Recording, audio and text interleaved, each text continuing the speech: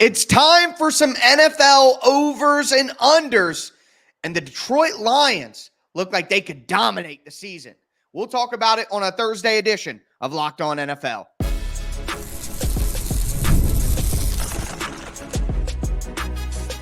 You are Locked On NFL, your daily NFL podcast. Part of the Locked On Podcast Network, your team every day.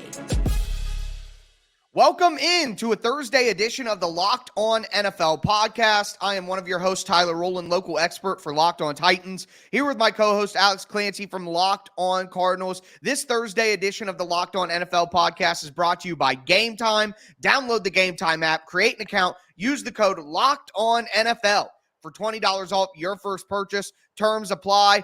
Now that we are past the NFL draft and past the big wave of free agency, it's time to look at some of these over-under totals on FanDuel Sportsbook and talk about which teams we think will go over, which teams we think will go under, and teams that it's better to stay away from. Before we dive into our overs, unders, and stayaways, do want to thank you for making Locked On NFL your first listen each and every day, Monday through Friday, NFL content every single day, all year long. Make sure that you get subscribed, stay subscribed. Again, it's your team every day here on the Locked On Podcast Network. Of course, all of our overs and unders are from FanDuel Sportsbook, the official sportsbook of the Locked On Podcast Network. Shout out to FanDuel. Make sure you guys go over there and check out some of these over-unders and the ones that you like. But we are going to start with the teams that we think will go over their season win total on FanDuel. And Alex, I came out of the gate and mentioned the Detroit Lions, and that is exactly where I'm going to start. I just love what Detroit's doing.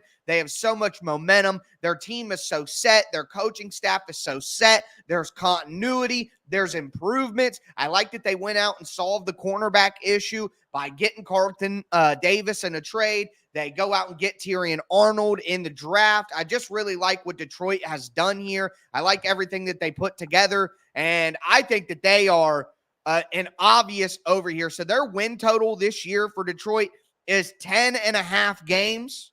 I think they're definitely going over that. I think Detroit could win 12, 13 games. I don't know that they're going to be a team that wins the Super Bowl or makes it to the Super Bowl, but I think they should dominate the regular season. So I have Detroit 10.5 wins. I have them as a major over team to bet on this year.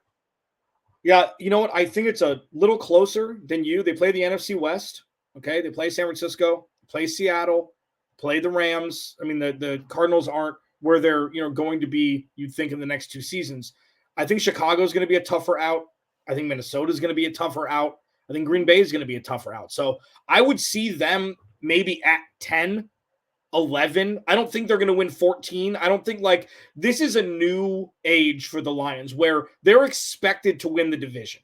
They have expectations now, yes. Like real ones. Like Super Bowl aspiration expectations. Mm-hmm. And while Jared Goff, I am a truther of, and I have been. So for those that have been listening for the last 3 years, you know that. I'm not as sure as you are. Okay. I think around that 10 or 11 is about right. I think there's going to be a malaise, a drop off from their loss last year in the championship game. I feel like this is just the normal things. The real litmus test, the real catalyst here is how good Chicago and Minnesota are going to be.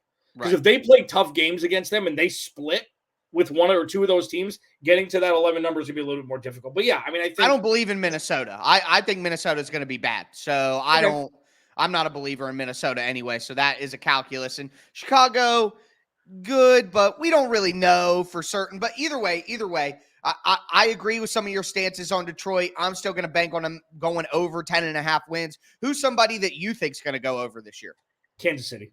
And I think this one's going to be because the Raiders have taken a step back, even though it's interdivision. Even though they've added, they've got Christian Wilkins. It's very obvious in the AFC West. You need pass rushers to get to Patrick Mahomes. Kansas City at 11.5 games too. So 11.5, they're going, that's 12, 13, 14. I'm not going to tell you you're wrong, just making sure that the people know what we're looking at win total-wise. I should have mentioned that. And the Broncos are a team, unless you believe in the Bo Nix and Troy Franklin experiment from, right out the gate. I think that's going to be 2 wins for Kansas City right there. I think this year, people just took them for granted all year last year. They didn't win as many games. They didn't look, it wasn't as sexy. It was more, Isaiah Pacheco than Tyreek Hill and Travis Kelce. Defense. It doesn't matter if Rashee Rice is going to be on the field. I think Xavier Worthy's going to be able to come in. Travis Kelce's got a new deal. He's going to be reinvigorated. That defense is still good. They brought, except for L'Jarius Sneed, they brought everybody back. I think the Chiefs are going to win 12, 13 games and remind people throughout the year who they are. Yeah. I think that's a fair bet. As you always say, it's Patrick Mahomes until it isn't. I'm not betting against that one. So I'm rocking with you there. And I will say one more. I do want to give a little home cooking one more. I think Arizona Cardinals 6.5. I think they'll go over that. Even though it's a tough schedule, I think with Kyler Murray and Marvin Harrison Jr., much improved defense, and most importantly, an improved offensive line and James Conner having a running mate and Trey Benson out of Florida State right now, the Cardinals are going to be a top 5 rush attack, you would think, in the league. And then you have guys like Trey McBride and Marvin Harrison Jr., pass-catching guys that will be able to make Kyler Murray's job the easiest it's been since he's come into the league. So I would take the over with the Cardinals 6.5. I think the question there is defense. I agree with you, all the pieces that you mentioned on offense. I like the additions on the offensive line as well, but I think it all comes down to the defense for Arizona, so I'm probably a little more lukewarm on that, but you know the team better, so that's understandable. The next team I wanted to mention is actually somebody in the NFC West, and it's Seattle. Seattle is 7.5 wins right now. And I think with the continuity that they have on offense, with the players, I know that they changed coaches, but with the players they have on offense that are all familiar with each other, I think you're going to get a second-year jump from Jackson Smith and Jigba as well. That's going to be helpful. And I think on defense, they're going to be buoyed by the addition of Mike McDonald, and he's just going to make the defense better in general, even if the talent, still leaves some to be desired. I think that Seattle at 7.5 wins, I could absolutely see them going over that. I think 8 to 9 wins would make sense for Seattle. I don't think it's asking a lot for them to go over that. A little home cooking as well. Titans 6.5.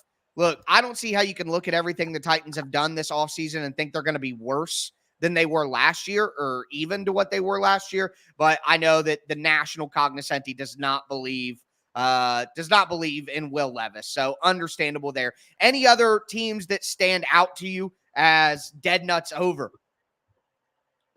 Death, taxes, Mike Tomlin winning 9 games a year. Right. And if they did it last year, I think they won 8 or 9 games. 7.5 right? is the total for the Steelers. Yeah, Same I'm thing. hammering the over. 7.5. I'm hammering the over with that quarterback room collectively with Justin Fields and Russell Wilson. I know they both have their shortcomings. Being better than any quarterback room since Ben Roethlisberger retired by a long shot. And then having, Najee Harris going into a year where he's going to need to show up to be able to get that next contract. Jalen Warren going to be into his own. They're going to have that great 1-2 punch. They added to the offensive line, and the defense is the defense. I don't understand why Pittsburgh wouldn't be higher. And there's a specific reason as to why I think they may get an extra game in division, but we'll talk about that in the next segment with teams that we don't think will hit their numbers. But I think Pittsburgh over 7.5 is definitely one that I would put a couple shekels and I on. would say that their offensive coordinator, while Arthur Smith failed as a head coach, I think Arthur Smith is clearly a big upgrade over Matt Canada, offensive coordinator. So that should help him out as well. I think that's a pretty good suggestion with Pittsburgh. But overall, some teams that we do think are going to go over. There are teams that we think are going to go under as well. And if you're watching on YouTube, make sure to let us know down below whether you agree, disagree with those selections, what selections stand out to you. Again, all of these over-under totals are available via FanDuel Sportsbook, so make sure that you check them out over there. We're going to get to our unders and the teams that we would stay away from entirely here throughout the rest of the show. Before we do, though, do want to let you guys know that today's episode is sponsored by BetterHelp. Sometimes we all need the opportunity to get something off our chest. That's why I really appreciate being able to do this show every week with Alex. Whether it's big or small, certain things can really start to get to you, and it's important to let that out, especially to someone who's unbiased on your life. So today, we're going to talk about, things that we really need to get off our chest that we've been thinking about all week long, and that's these over-under totals and where we see these teams after the 2 biggest player acquisition periods of the offseason. But look, the obvious thing here is that a lot of people have bigger problems in their life than what their favorite sports teams might do. And that's why it's good that therapy can be different for everyone, because it's important for everyone to get things off their chest every once in a while. If you're thinking about starting therapy, you have to give BetterHelp a try. It's entirely online. It's designed to be flexible, suited to your schedule. Make sure you visit BetterHelp.com/lockedon to get 10% off your first month. That's BetterHelp, HELP.com/lockedon. All right, football fans, let's continue a Thursday edition of the Locked On NFL podcast. We talked about the teams that we think are going to go over their season win total. Now let's talk about teams that are going to go under. And Alex, you know I thrive off negativity, so very excited to talk about these teams that I do not trust. Of course, again, all of these over-unders available via FanDuel Sportsbook. Make sure you check those out over there. I'm going to come out of the gate again. I trust Detroit. A team I don't trust is the New York Jets. The New York Jets are 9.5 as their season win total right now. And look, I know that they've made improvements. I understand that. Aaron Rodgers, in theory, should stay healthy longer than he did last year. But there's just so many things that can go wrong. So, number one, both of their starting offensive tackles are 33 years old, and Tyron Smith especially has had major issues with injury. I know that they drafted Ola Fashanu in the first round, but that's a rookie offensive lineman, and I don't know if Aaron Rodgers is going to give him the opportunity to grow to be the player that he needs to be. Rodgers is pretty demanding. I'm just not 100%, and really past the offensive line concerns and whether they can stay healthy, whether Rodgers can stay healthy, which are things that could just disastrously go wrong. I don't trust their coaching staff. That's what it really comes down to. I do not trust Nathaniel Hackett, who is maybe the worst head coach in NFL history, up there with Urban Meyer. I mean, it was an absolute disaster. I do not trust Robert Saleh. All of the noise that came from New York this offseason was about their coaching staff and how people didn't trust the staff and how the players didn't trust the coaching staff. And I just, with the injury risk with this team and the coaching staff uncertainty and the lack of confidence I have in that coaching staff, for me, the New York Jets at 9.5 wins, I would hit that under, because there are so many avenues to them going under 9.5 wins. So that would be the number one that stands out to me as a team I think that goes under. Yeah, for me, it's New Orleans, under 7.5. Carolina got better. Atlanta is better. Tampa Bay is Tampa Bay. Tampa Bay is one of those teams that's like Pittsburgh. They're not going to get blown out. They're going to be there. They're going to be around. I love Baker Mayfield. You know what? I think it's time to officially transition myself into a Baker Mayfield truther. I think I'm going to take that step up. I need to replace Taylor Heineke. So I think what we're doing now is Jared Goff and Baker Mayfield are my two truther quarterbacks. And, you know, Mike, everybody loves being there. You know, Rachaad White's going to get better. They've looked like they've stabilized the head coaching position with Todd Bowles, like he was going to be fired, and then now everything's going to be fine. So I think that they've got good enough talent on both sides of the ball to be able to compete for that division. I just don't think New Orleans, Derek Carr has been exposed as a guy who just can't get it done. And I don't know if Spencer Rattler is going to be starting midway through the season. I'm assuming that would be the ideal scenario if he shows enough in camp. And if Derek Carr plays poorly enough, that you throw the kid out there with Taysom Hill running, different packages and you run off into the sunset that way. But I would take New Orleans. And then one for me that is in your backyard, but not in your team you cover backyard, the team that you love to talk about the most backyard, it's Cincinnati. 10.5. Oh. Joe Burrow needs to play a full season before you can trust that they're going to win 10 games. And the Jake Browning experiment was fun last year. It was everything. You know what? This team is on my list of teams that will regress the most, especially with Cleveland coming to another year with Deshaun Watson, with that vaunted defense, with the Steelers defense, with the Ravens being the best team in division. That's 6 of their games. That's 33% of their season. Yeah. Well, those are going to be some of the toughest games they play all year with teams that know them the best. So they lost Joe Mixon. I don't think that this is going to be a fun year in Cincinnati. Just like I called Buffalo 3 years ago, which we're going to talk about in the next segment, I think Cincinnati could be the next one where Joe Burrow is going to have to carry the weight a lot more than people expect. And against the defenses they're going to have to play this year, it's going to be a very, very difficult task to do. So I would take the under 10.5 in Cincinnati, even though it's going to be close. And I would point out, the offensive architect of that team left to go be the head coach of the Tennessee Titans. I'm not trying to overdo it with my support of Brian Callahan, but Callahan was the one installing the offense. Callahan was the one adjusting the offense. Callahan had a lot more input in that offense than people want to think, with Zach Taylor being a Sean McVay guy. So it'll be interesting to see how they respond there. For me, other than New York, Washington at 6.5. So you're telling me that Washington would have to win 7 games for me to lose and go 7-10. I'm taking the under on Washington. I think it's been a disastrous all season in DC. I love the alliteration there, and I've been hanging on to it. Misery in Minnesota, disaster in DC. Love that stuff. But look, they got Jaden Daniels. I am not convinced that Jaden Daniels is going to be like an elite quarterback. I think that he benefited a lot from the cast that he had at LSU. He was a 5-year guy in college, so he was playing against a lot of younger guys when he was cutting people up. You put him behind, a terrible offensive line, quite honestly. And I like Terry McLaurin. I like Jahan Dotson. I like some of the pieces that they have, but they don't have a dominant number one guy. They don't have a Malik Neighbors. They don't even have a Brian Thomas Jr.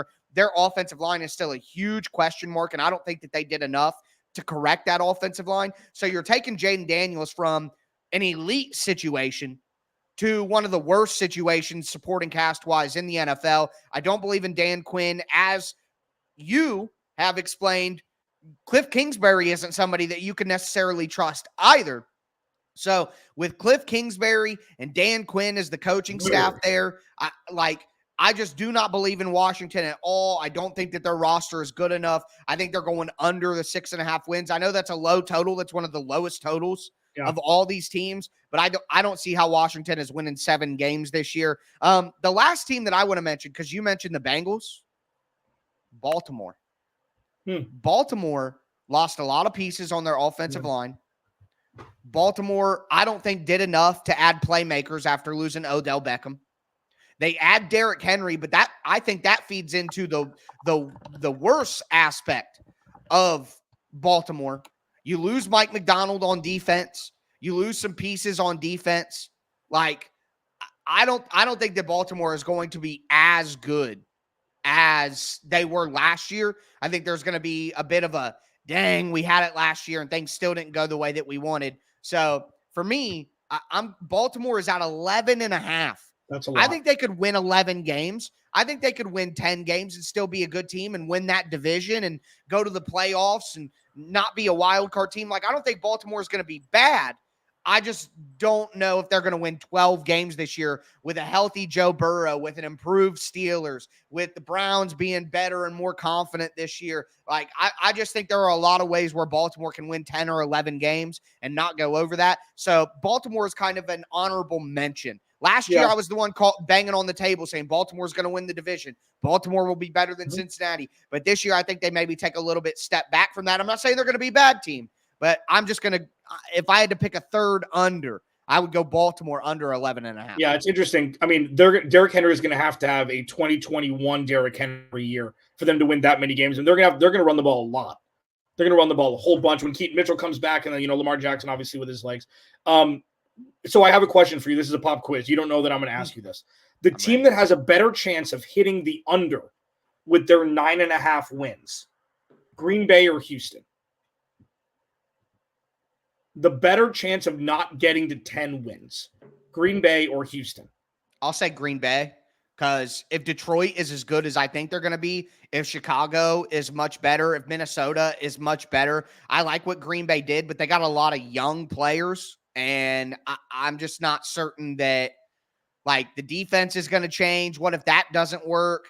There are just things that could, and their offensive line was great last year because they have great offensive line coaching, but they don't have a lot of studs on the offensive line other than Elgton Jenkins, who are I know for sure that dude's going to be great year in and year out. So if Jordan Love is a little rusty, maybe even if he gets hurt, if anybody's quarterback gets hurt, that obviously could doom him. But if you had to put me on a spot, I would say Green Bay there, because I think the Texans are clearly the most talented team in that division, while Green Bay is, they could be the third most talented team in that division based on their roster. So I would go Green Bay.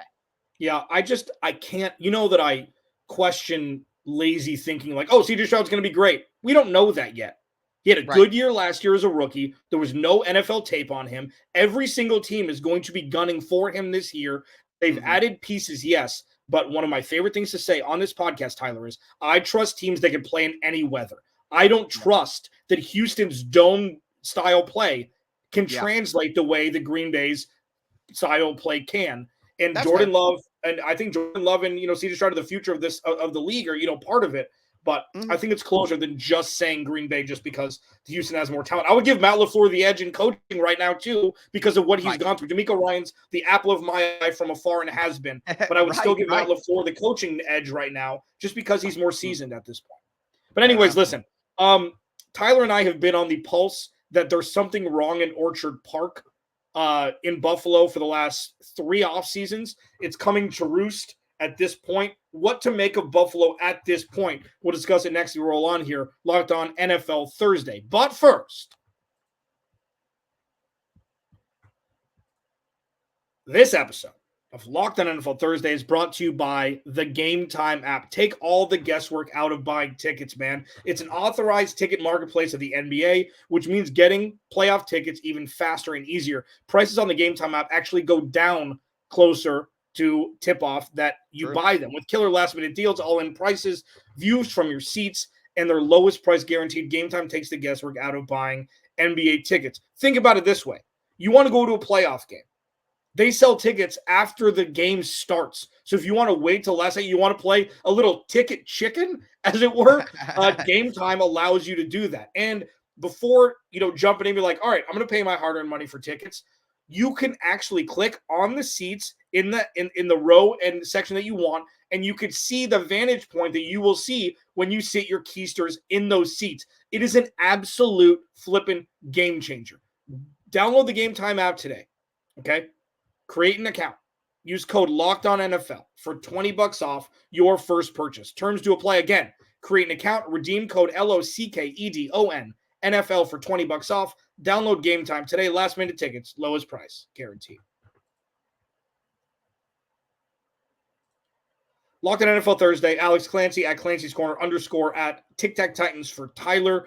If you're a film junkie, you can check out Tyler's YouTube channel as well. Tic Tac Titans. Dude puts in more work. He just go check out his stuff. It's always good content. And whether you agree with him or not, doesn't matter. Doesn't mean he's wrong if you disagree with him. We make up Locked On NFL Thursday. Tyler, we've gone through the over-unders, teams that we think will go over in their win totals, teams that we think will go under their win totals. Obviously, all of these lines are anywhere you can find FanDuel, trusted partner of us and the NFL. We've been on this Buffalo train for a while, Tyler. We were like, well, something's up. Is this just getting Kansas City? Is this the Phil Mickelson effect? And then you saw Stephon Diggs start to chirp a little bit 2 off seasons ago. And then now he's no longer with the team. He's with the Houston Texans, who we just discussed. Tyler, what the hell is going on in Buffalo? Well, I think that there was an issue with the chemistry. I think that's clear. I think they're searching for answers right now of what can get them over the hump, what can change things, what can help them beat Kansas City, because it's just such a tough task. And that's why it's a team that I don't know what to make of Buffalo this year with the changes that they made, with where they're going to be, with new faces on defense. Sean McDermott is going to be desperation mode. So their win total is 10.5 wins, and I'm just staying away. I'm just staying away from it because Buffalo could, let's say, proverbially they cut out the cancer that is Stephon Diggs in the locker room. There's a better camaraderie in there. They play for each other, blah, blah, blah. They go to 12, 13 wins. I could see that. I could also see all of the talent that they lost and the desperation that they'll be playing with hurt them in a way to where they win 8 or 9 games and miss the playoffs. Like there's just such a large swath of possibilities for me that I don't want anything to do with Buffalo's 10.5 over under. I don't even want to, I'm not going to bet on them. I'm not going to touch that. I'm not going to try to thread that needle. I just don't know. We just don't know what's going to happen with Buffalo. I feel so less confident than other teams. So I'm not touching the 10.5 of Buffalo whatsoever. Yeah, I think and I'm using a lot of euphemisms today, but the Tom Brady effect may be coming into play where they're just the best team in the division. I mean, Miami, They've got all the running backs. They've got all the receivers. They've got Tua, all of that stuff. They're always shootouts. It's really a coin flip when those two play. I'm not a huge truster of the Jets either. I just Right. And then, New England is going to be 2 wins for Buffalo. So they're starting with 2.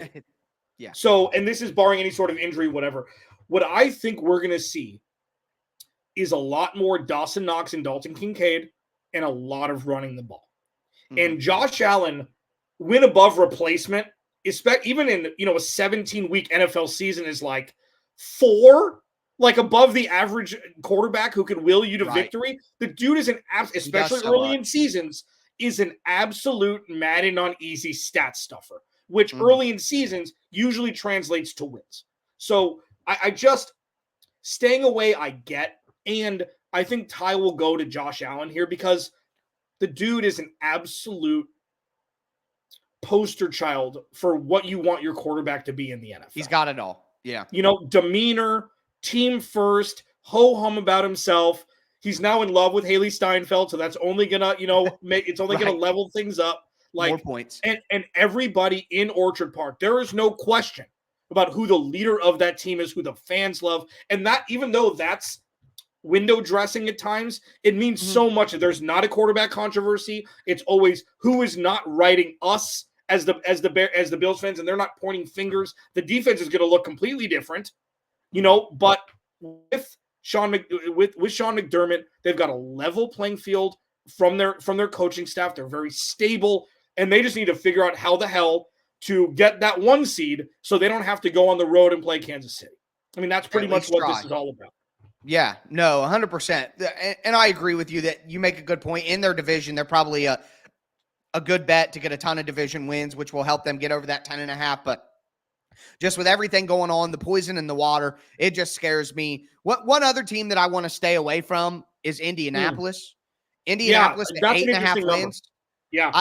I they brought back all of their folks. And I know that people who listen to us all the time know I'm an Indy hater. Like I truly do hate the Colts. They absolutely smoked my Titans my whole entire life, mostly quarterback after, Peyton Manning, then Andrew Luck. I mean, I even went to the Curtis Painter game where the Colts were 0-14 and got their first win of the year against the Titans because I thought, hey, I don't have a lot of money. Me and my brother will pay to go see this game. There's no way they lose this one, right? And they lost. So I have a special hatred in my heart for the Indianapolis Colts. But here's my reasoning.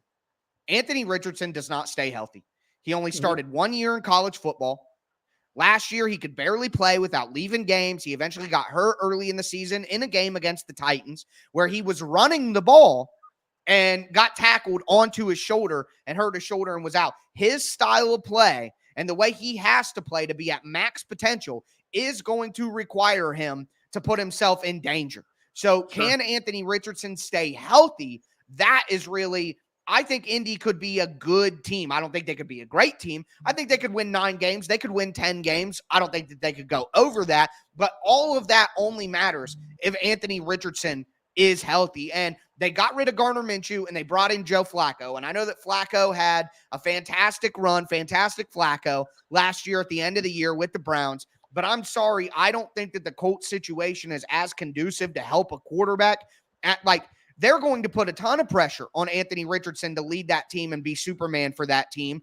The Browns did the opposite. That is an incredibly quarterback-friendly offense where they don't ask the quarterback to do a ton and they put Flacco in a great position. So if the Colts have to go from Richardson to Flacco, is there a bigger difference in the NFL in terms of the skill set of the starter and the skill set of the backup? I just have my concerns about that. It's not as clean of a fit as Minshew, and I'm not certain that Anthony Richardson, the way he plays, he's going to be able to stay healthy. So 8.5 wins from the Colts, I'm just staying away from that because I could clearly see 9 and 10 wins, but if Anthony Richardson gets hurt, you're cooked. Yeah, and there's one more for me that I should have mentioned that Atlanta's 9.5, and I would hammer that over. This is what Kirk Cousins does, baby, especially with no expectations. They've got no expectations. If they win the division, they're going to throw a parade for them. If they don't, they're still going to be the most exciting version of themselves since Julio Jones was in his prime. Like, man, 10 wins for Atlanta. If that was 8.5, I'd be with you. But that at 9.5, they got to win double-digit games in year one. Yeah, I don't know. Sweep. they could sweep their division. I think Carolina, they're going going to be Carolina twice. Kirk Cousins is a hired game-winning gun. That's why he's made so much money in his life. He doesn't get injured. You know, we had his injury last year. Okay, he hasn't missed significant amount of time like Sam Bradford did and still got all that money. Like, what Kirk Cousins does, he'll make Bijan Robinson have his best year yet. Kyle Pitts for sure have his best year yet. And Drake London's going to eat. Like, those three guys. You don't have to do anything else. And the defense. And I wish they would have got Rome Odunze. I just wish they would have taken Odunze. Oh, no. Yeah, I know, but they didn't. So, you know, I just think that's Kirk Cousins is a game winner in the regular season. True. So I see maybe them getting 10 wins. If Kirk Cousins gets hurt, Michael Penix Jr. is maybe the most pro-ready quarterback that came into the draft. He was ready to play right away, so I guess you just slide him in there, and maybe that helps your case, you know, because it's not like there's going to be some scrub coming in. Penix is okay. I don't think he's, great, but I don't think he's terrible either. But anyway, I mean, I think, Alex, that we should do this again before the season starts, like in August, and just kind of, take another toll of where we are with these teams and what we think. But as for today, that is going to do it for a Thursday edition of the Locked On NFL podcast. Again, I'm one of your hosts, Tyler Rowland, here with my co-host, Alex Clancy. As I tell you guys every week, start your weekend early and stay safe out there.